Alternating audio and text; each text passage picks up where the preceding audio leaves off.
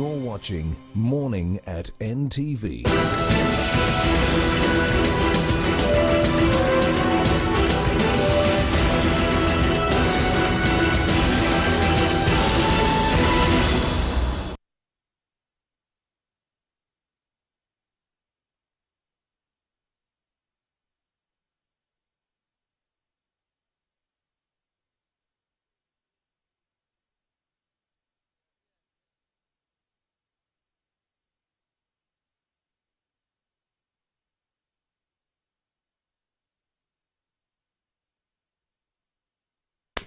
All right, let's get to the big story. Now, last week, the president did write a letter to the Minister of Finance, and he was saying, you guys be more serious. We need to collect more tax money because we need money to move this country to mid-row income status, among other things. And one of those proposals was that usage of social media should be taxed, especially this Lugambo, in the words of the president. And there's been a lot of talk about this.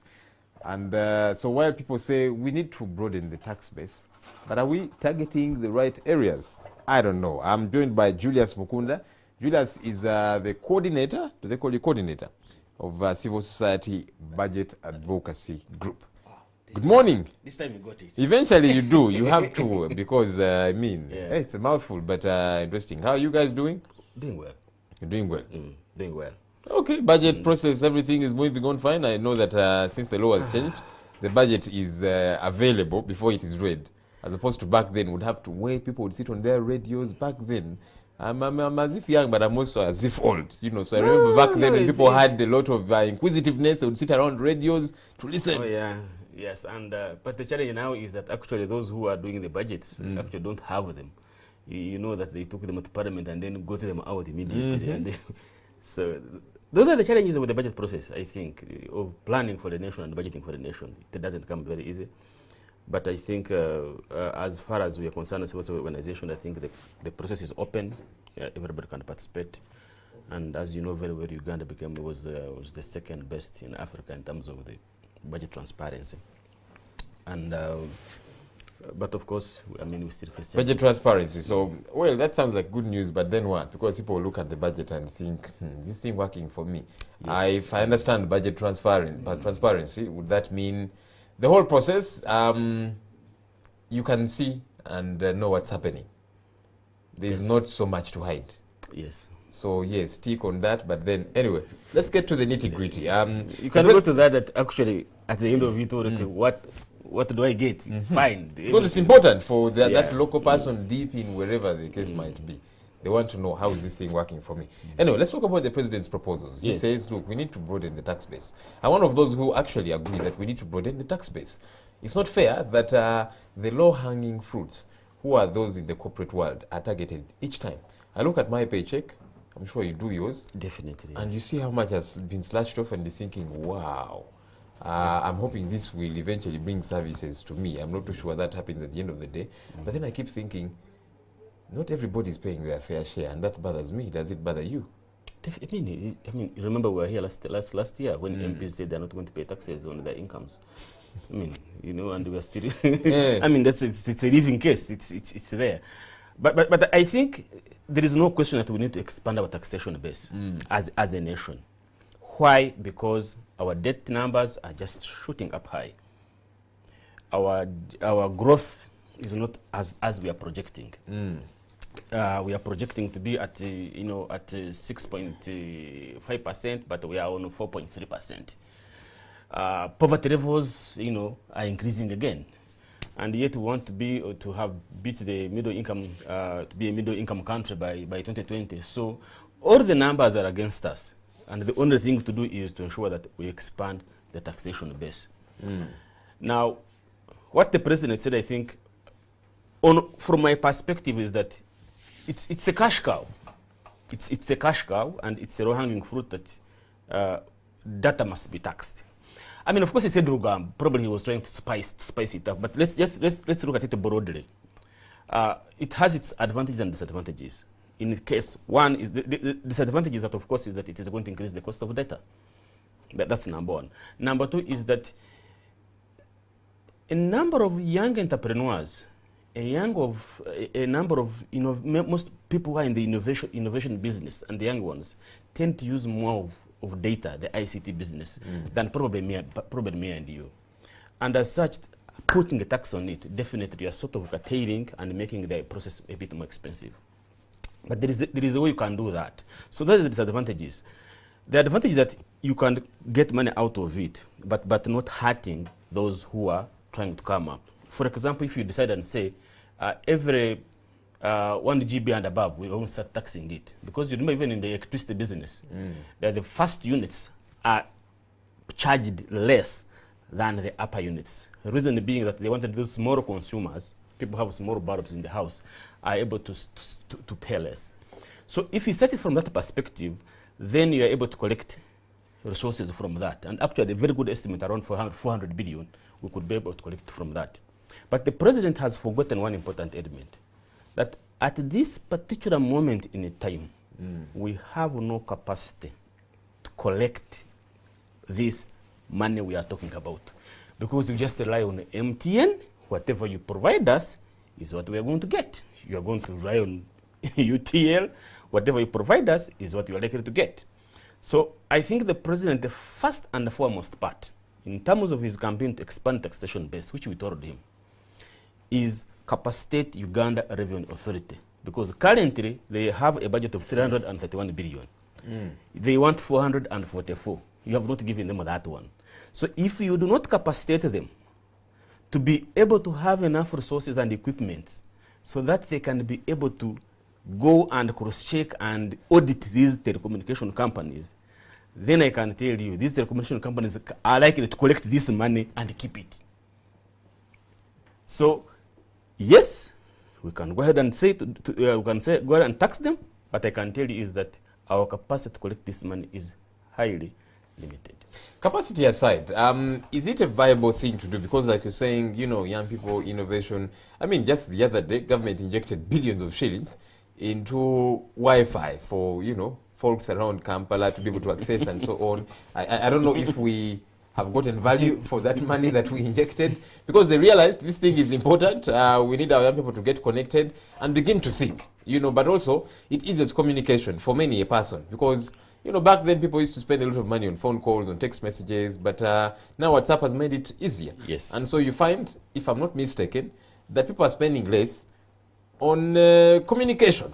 No, you are... And so that means that money can go elsewhere. But now you're saying you want to tax it and push the cost of communication a little higher. That's why I'm asking about its viability. I think I can call that on poor planning. On the other hand, you want to provide the public good free of charge. And on the other part, you want to start taxing it. So before you started to offer a public good, you should have first thought that actually 3 or 4 days down the road, because this thing is not 1 year old. You're going to start taxing it. So I think it's a matter of now joining hands to, you know, bring the planning together to ensure that what you're going to plan in the near future, it is in line with actually what your goal intended to achieve as a nation. But let's look at the viability of this. URA is telling us that it is getting less and less money from voice calls, which means me and you will no longer use airtime. We are using WhatsApp. But also is that, I don't know if you have realized it, if a friend of yours calls you from abroad, it's a Ugandan number or a Kenyan number that appears, and you are like, hey guy, I thought you were in London. See, this I'm in London, but your number is as if you are in Ichikuo, something like that. Which means that also tax evasion has also has become a bit more smart and trickier. I thought that's roaming when that happens. Or is there a buffet way around it as well? I don't know. I can tell you somebody sits and uses their numbers in London. Yeah, that happens. That's what I thought. And you got a number appears here. That's when you're roaming, not so? When you are roaming is okay. When you are roaming, when you have MTN in London, you can still call here. But somebody is staying in London with a 1+ number. But they call here in Kampala, and all of a sudden it is a 254 number from Kenya appearing, but somebody is calling from London. And at first I thought probably my phone had a problem. But when I tried to ask, I said, yes, actually it can happen. If you're using Skype, if you're using these data calls to call on your number, then people tend to shift and evade taxes. So you pay less than what you would have actually paid on in a voice call. So those tax evasions also, I think, require governments everywhere also to shift and decide and say, how do we tap on this so that we can be able to generate more resources. Actually, the politician should also think beyond data, should think beyond online shopping, because it is also a booming business. And with online shopping, it is killing our business in Chikubu. Because me and you now are no longer going to Chikubu to look for clothes. You will sit on your desk, punch in your numbers, the shirt is going to be brought at your door, at your doorsteps. You are likely not to pay taxes in terms of sales tax if you are using online shopping. So I think the president needs to broadly think about that. It's good that he has come up with this idea. But I think for us, even from a civil perspective, that the president, we need a debate in terms of how do we expand taxation debate without affecting those who are coming up. I think it's very important. But it's also important that each and every Ugandan pays a fair share of their taxes. So that the bad laws we have, we remove them, like the MPs I tell you about. But let me tell you one thing I have come to realize actually. It's not about that we are paying taxes. It's not a debate. When you told me last night and I asked my team, I said, guys, we're going to have this debate. If you see the conversation is about why. What are they going to use our money for? I think people are against paying taxes, not because they are high or low, but because how their taxes are being utilized. Because in Uganda, you can't spend a single day without a scandal. Because all of a sudden, they tell you MPs are going to get more money. Then you're like, okay, where is this money coming from? It's your taxpayers' money. And a colleague of mine last time said, Julius, this money is for the referendum. The money is looking money for the referendum. And it was a bit funny, but now you are like, okay, the referendum is coming. It's not in the budget, but somebody has to look for money for it anyway. So I think the debate now we need to, the government must show us how effective our taxation, our taxes are being utilized. Do we have enough drugs in hospitals? Are we having quality education? In Kampala here, if they say please pay extra, you are likely to pay it with little resistance because you can see that some traffic lights are working. But if you go in your district and they say please pay extra, you are likely to resist, or even outside Kampala, simply because you don't see the value of the taxes that you pay. So I think the government also needs to invest more in terms of ensuring that our taxes are being utilized properly. That's, for me, another take I would want government to be able to invest in seriously. Let's talk a bit about the informal sector. There's a lot of money in the informal sector. Yesterday I was having a chat with somebody who works downtown Kampala. And by downtown, in this case, I mean below Kampala Road. That's usually my colloquial understanding of downtown Kampala. Anything below Kampala Road. It's down anyway. And so this person, operates, in those malls. And this person was telling me about not just them, but how several other business people are making so much money. These guys bank millions of shillings net profit on a daily basis. And this person was being very honest with me and saying, but truth is, we're not paying as much in terms of taxes. Yes. They do pay some taxes, yes, and so on. But they were being very honest of, we are not paying our fair share. And a lot of that is happening in the informal sector. How do we tap into it? Because I would imagine it would actually lessen pressure on the formal sector. Perhaps the president would not have to have a lot of trouble now running around. How do we look for more money? If it is social media now, this WhatsApp, Lugambo, and so on. Maybe the conversation will not even get there. I mean, I've just received information that there are only 136,000 Ugandans who earn $1 million, according to National Social Security Fund. Now it tells you we are coming. How many? The population was saying 41 million now. About 41 projections. Million. So now you can see there is a very small group that is being targeted. So the tax burden is so heavy for you. So when the government can be able to tap into the informal sector, now the challenge is that when you say informal sector, everybody thinks that is this woman who is carrying kabaragara on her head in the town. But the informal sector in Kampala is too huge to be called an informal sector, because you have somebody who is actually, that one you're talking about banks money. There are those who don't. They have their money at home wherever they are. They bank a little money, but you have serious people who are doing serious business. They are doing export and import. Now, what we told the URA is that these people in Chikubu, 90% of them are involved in export and import. Because before you bring goods and services in Kampala, you must have a TIN number. Start from there. So we should shoot up the excise duty? And no, actually, you don't need to. But you start from there and follow people's returns. Because you that see, seems like so much work. And like you said earlier on, URA does not have capacity to even do the bit that if we want more money, we must invest more. Let me give you one life example why we need to invest more.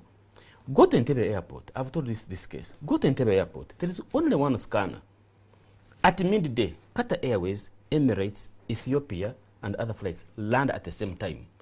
The airport is full. So what happens at the scanner? They begin now to sample out. Because now the line is very full and the scanner can't take all of the paper to go. So that's what I think about investing in our revenue collection machinery to be able to collect more money. It is a simple mathematics. So if we don't do that, if we don't put a department for up people returns, then it means that people are jumping out of the taxation bracket. So you import more, declare less, and you have finished. But if there is somebody who's going to follow up that one, then that becomes an issue. Let me tell you, the day NTV here declares less returns, Madam will be on this door. Of course. Immediately. Because, they track us as because they track you. You have an address. They know this what you're supposed to be earning. But the Chikuwa man has imported goods worth 200 billion. He has paid the taxes. They have declared at the border. But in terms of income here, he doesn't. But there is nobody who's going to follow them to do that. Not only businessmen. Look at the chambers, these advocates. Look at the hospitals. We have the private hospitals. Look at the private schools, everything. If you do not follow the chain up to the declaration, I can tell you we're losing a lot of money. And I have even the government, there's something that puzzled me, that the government pays suppliers. I have paid you as a supplier, and you declare less in your returns to URA, and nobody's following that. So we are losing money. So I encourage the president to bring a debate, open it up, and I can tell there's so many solutions we can expand our taxation base from where we are stagnating at 13.7% to probably 18 or 20% of GDP. You know, I talked about, below Kampala Road, but then I remembered not very far from here, there are offices, there are companies that are operating, and at the end of the month, this fellow has, say, 10 staff members. And at the end of the month, each of them is given their pay in an envelope. That's happening not far from here, because you might say downtown Kampala, oh, that's deep down there, but not far from Parliament, not far from Ministry of Finance, ironically. Yes. And people are paid in envelopes, and that means there's no tax remitted, let alone NSSF and all these different things. Yes. Is it the law that is lacking? Is it implementation? How do we fix this? It is enforcement. Again, you got enforcement, because for a company to be registered, once you register, you have an address. For heaven's sake, once in a while, enforcement agencies should be able to monitor. The labor standards, for example, should be able to come here and say, okay, here is a company with 10 people. Do you have NSSF numbers? Do you have a TIN number? So that once they get that information, then it collaborates with other government agencies, and then they follow it up. But if the government is not going to put money in these agencies, and for me especially URA, because that's where the money is coming from, URA must work with the Uganda Registration Bureau and say these are the companies in Kampala, for example. How many of these companies in Kampala are providing returns? And are they the right returns or not? Just start from there. We can increase we increase our taxation base. So we lack enforcement, and in Uganda, it's not only enforcement in revenue collection; it's almost enforcement in everything. We have the nice laws, the best, but when it comes to enforcement, then it begins to become selective. I told you when we started the campaign on taxation, that's when KCC appeared on our door and said, guys, you've never paid the proper tax for the last 5 years. I'm like, okay. You have known it today that I have not paid for the last 5 years. But why haven't you paid property tax for the last 5 years? I mean, my landlord. It was not my landlord. So they said, why these guys, where are they located? Then they checked the property. And we had just entered that property for 1 year only. And they said, oh, you had not paid for 5 years. I told my landlord, you had never paid for 5 years. Yet I'm here telling everybody to pay taxes. So, I mean, we cleared, but it tells you to just selective. You know, it is not a normal process whereby you have an enforcement department wakes up in the morning and begin to search and enforce rules and regulations. But it just, oh, you made a statement last time, but who is this guy? You run me in the database and see whether I'm tax compliant, something like that. So we need a government not to be in a panic, because I think now we are sort of like desperate, trying to look for any sort of things. Let us open the taxation debate to the public, because taxation debate has always been an exclusion of very few people to determine the taxation rates. Let us open the taxation debate to see how we can expand our tax base, so that we see who is paying and who is not paying. And I can tell you by then, and it's only by that solution that you can be able to say, yes, here is where we're heading to, and here is how much we're going to collect, and here is how our taxes are going to be utilized. How is the economy doing? You know, each time this tax debate comes up, I think about the economy and whether or not this cow that we want to milk is healthy. And of course, for it to be healthy, you've got to be feeding it. So I'm looking at all those bits and putting them together. How is the economy doing vis-a-vis how much we want to get from it, tax-wise? Very simple mathematics, not mathematics, but just simple logic, is that you can only collect more if you are growing, if you are getting richer. And we are being told that the rate at which we expected to grow as economy is not the rate at which we are currently. We are going to be at 6.7%, but we are at 4.3%. So that tells you something. But also, what is also very current and tells you that we are actually not doing well is that URA had a shortfall this February this year of 415 billion Ugandan shillings. And this money is not from anywhere else. It's from business taxes, exercise duty, corporation tax, withdrawing tax, VAT business. Now, it tells that the businesses are not working well. So the business environment is not at its best. It's not working well. So it tells that the economy is struggling. And we need it to be boosted. So to boost this economy, I can tell you is that it does not require, it requires some austerity measures, seriously. Like to decide and we cut our expenditures so that we can be able to live within our means. Because if you look at URA going to collect 15 billion and you have a budget of 29 billion, I mean, that is too far away. So you keep on borrowing. And that's why Bank of Uganda is warning, I think we likely to start defaulting in terms of paying our obligations. So the economy is not doing well, for sure. We are still on the master of the rain-fed agriculture, which I think we should have moved away from that a long time ago. We are being told that there's serious inefficiencies in our public investment management. World Bank is telling us that 60% of their funds we invest in public investments actually go to waste because of so many inefficiencies. So I think as a nation, we need again to be able to fix some of these challenges that we are facing. If you have a road, construct it on time and let it be of that particular amount of money. So if you look at the northern bypass and you're wondering when it's likely to be finished, me and you can't even know the end of it. Because the way it started, it was like it was going to be finished in the next following year. But if you look at it right now, you're like, okay, I think we are likely to stay with this thing for the next 3-4 years to come. So those are some of the challenges the economy is facing. But I would think for me is that people need to be very realistic. The biggest challenge we are facing in this country is that we are spending beyond our means. That's it. If we can bring it down, stop creating districts, reduce the number of administrative costs, reduce inefficiency in a public administration, and live within what we can, and set priorities. Do you know there are some sectors in this country that don't have plans? You are a sector, they give you money, but you have no plan at all. That is a wastage of public resources, because what are you spending on if you don't have a plan at all? So we need those kind of things to be fixed, and then we can move. Let's get back to this social media tax, the proposed one. And there's been a growing debate about our technology and whether or not that's a niche we can tap into as a country. You've talked about agriculture. Some folks think that is our comparative advantage. We need to dwell a great deal on that, see how we improve it, see how we mechanize agriculture and move away from the rudimentary way of doing it. But then other folks think we can't tap into this technology thing. You know, we can see how we I don't know, grow stretch that envelope. The other day, some people were telling us they manufactured cars at Makerere. With all due respect, I was chit-chatting with them and telling them, you guys literally assembled this car. They were not too happy with my comment, but we laughed about it. But there are folks that think we can push in that direction. Can we? Now, especially that we're saying, you talked about, making data a little bit more costly, making innovation a little bit harder. Is that something we can do? Is that an area, is that territory that we can, plunge in, or is it punching above our weight? Because some people will tell you, look, can we make cars better than Japanese?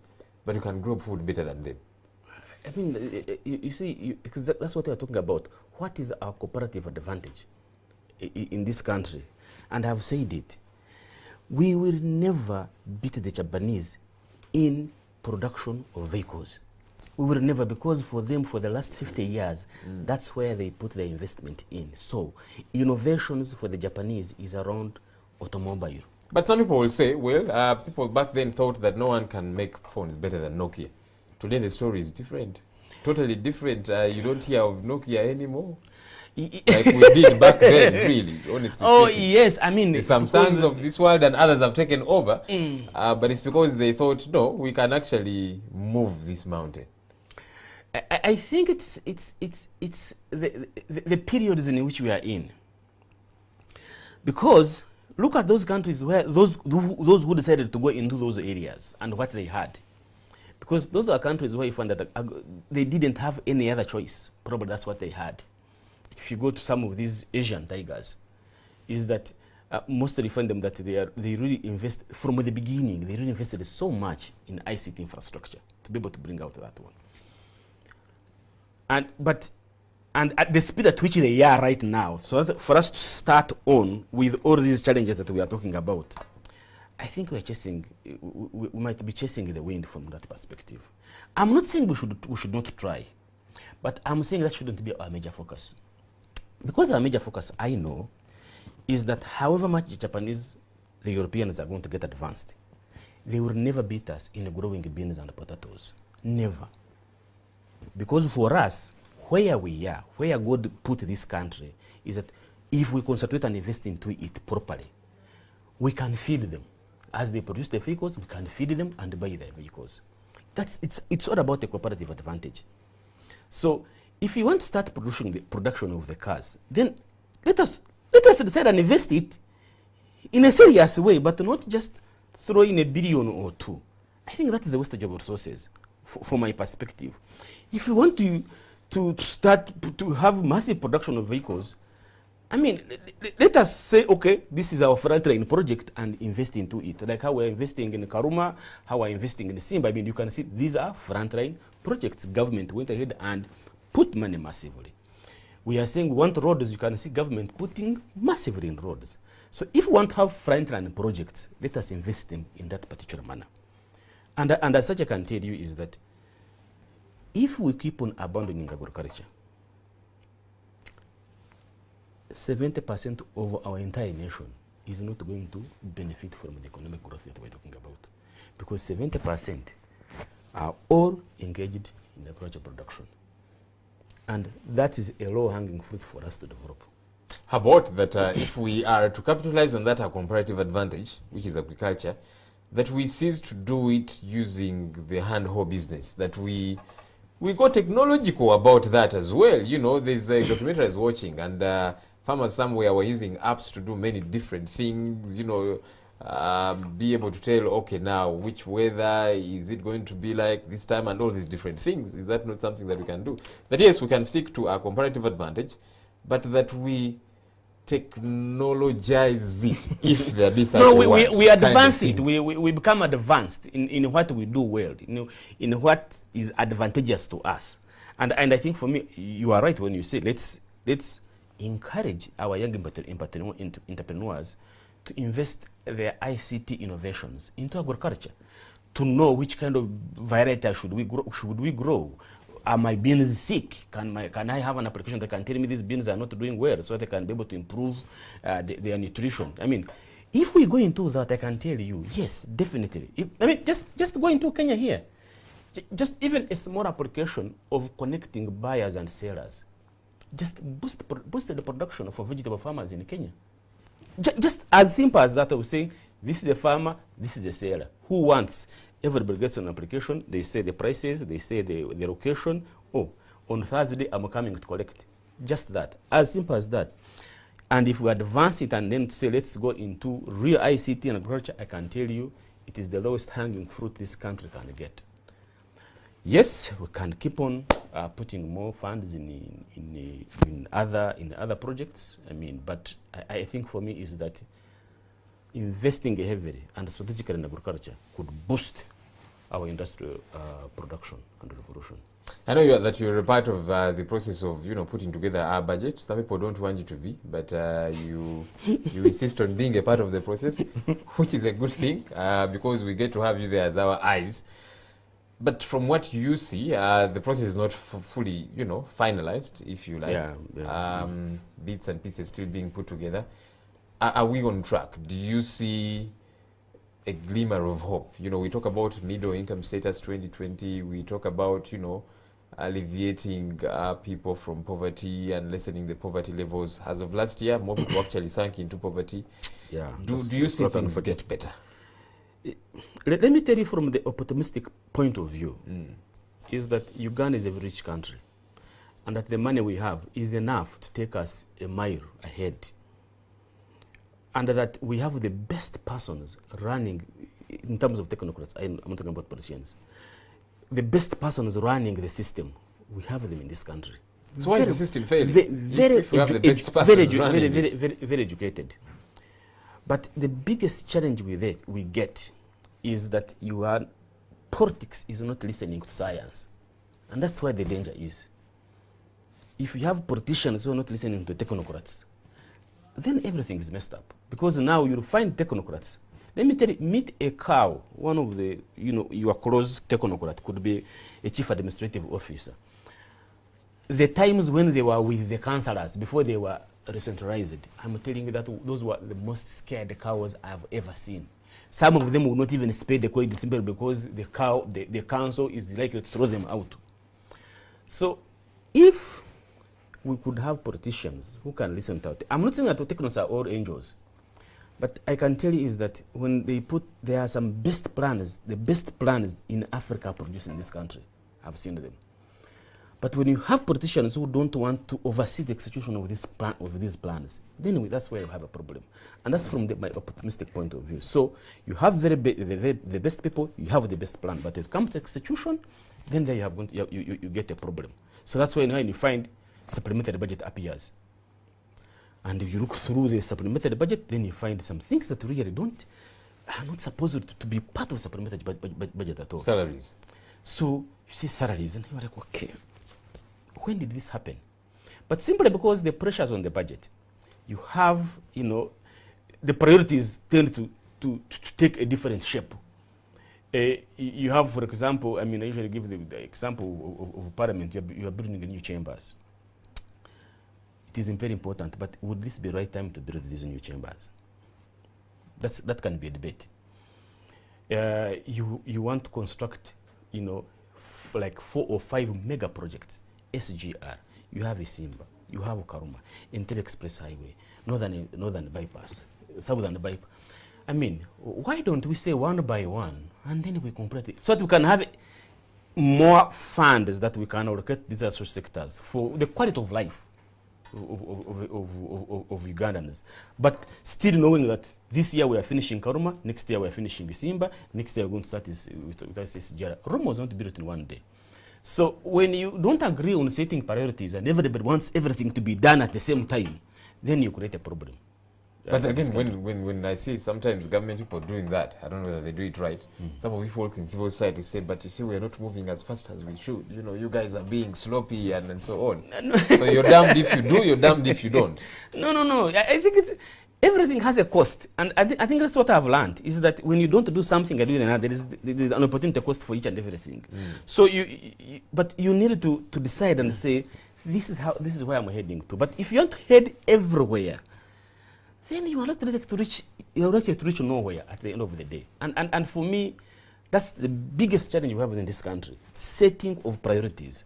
Because if you have 20 priorities and you have little money to finance all these priorities, then at the end of the day, you have issues with the quality, you have issues with the timely finishing of projects, you have issues with the people accepting the project because everything is being bombarded on them. So I think for me, it is a question of setting priorities, and we agree with them. Yes, some people are going to not have now, but we know very well that once we finish, everybody's going to get on board. I think that's very important. Well, hopefully everybody gets on board and everything gets okay. Julius Mukunda, as always, pleasure having you here sharing your thoughts. Thank you for talking to us. Thank you so much. Oh, happy Easter Monday. To you too. We're glad we were able to have you and making your Easter Monday uncomfortable, dragging you out of bed. No. But you promised that you will serve this country. I do. So we have to keep testing that. This guy is serious about this country. Let's bother them on public holidays. And here they come. But thank you. That's it for the big story. We'll take a quick break. Morning at NTV continues shortly.